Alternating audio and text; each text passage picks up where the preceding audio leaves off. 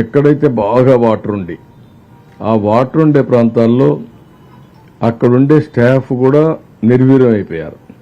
సచివాలయం అనేది డిఫంక్ట్ అయిపోయింది. వాళ్ళు కూడా బాధితులు. ఎక్కడో ఉంటారు, మొత్తం వాళ్ళ వస్తువులు పోయినాయి, బయట రాలేకపోతున్నారు, చాలా ఇబ్బందులున్నాయి. కానీ ఏవైనా ఇన్ని సర్కమ్స్టెన్స్ లో కూడా చాలా పెద్ద ఎత్తున అందరూ పనిచేస్తున్నారు. వాళ్ళని అభినందిస్తున్నా. రేపు ఇంకా కూడా దీన్ని ఇంకా స్ట్రీమ్ లైన్ చేయడం కోసం ముందుకు పోతున్నాం.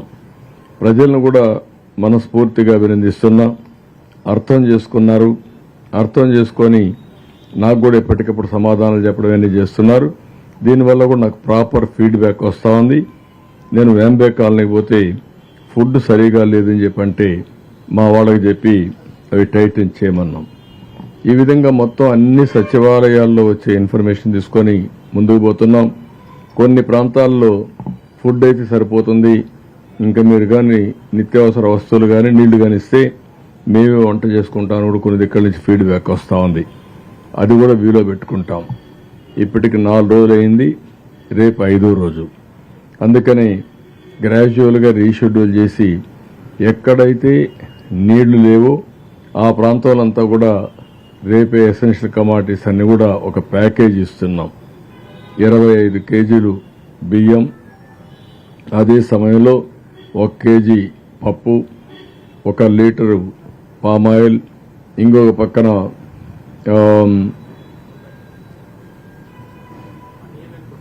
పొటాటో 2 కేజీలు, టొమాటో ఆనియన్ 2 కేజీలు ఇస్తున్నాం. ఇవి ఒక ప్యాకేజీ కింద. చక్కెర 1 కేజీ ఇస్తున్నాం. 5 వస్తువులతో ప్రతి ఒక్క ఇంటికి మనం ఈ ప్యాకేజీ ఇచ్చి అవన్నీ డిస్ట్రిబ్యూషన్ స్టార్ట్ చేస్తున్నాం.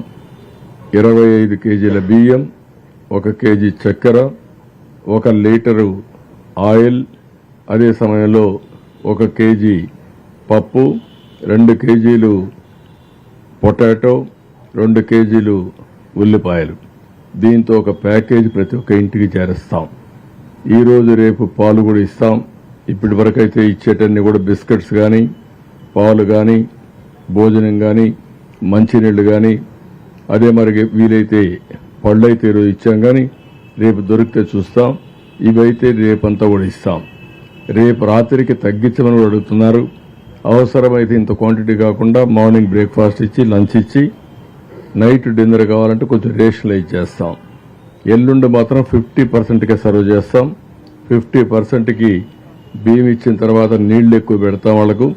వాళ్లే వంట చేసుకునే కార్యక్రమాన్ని కూడా శ్రీకారం చుడతాం. ఎక్కడైనా సరే గ్యాస్ సిలిండర్స్ వచ్చిన తర్వాత అవన్నీ రీఫిల్ చేసుకుంటారు.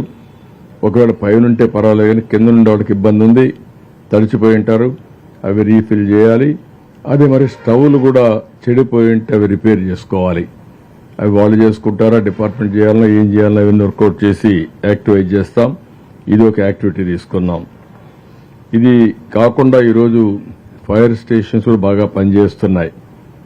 ఒక్కొక్క ఫైర్ స్టేషన్, ఫైర్ ఇంజన్ ఒక్కొక్క రోజుకి 250 ఇళ్లు క్లీన్ చేయగలుగుతారు.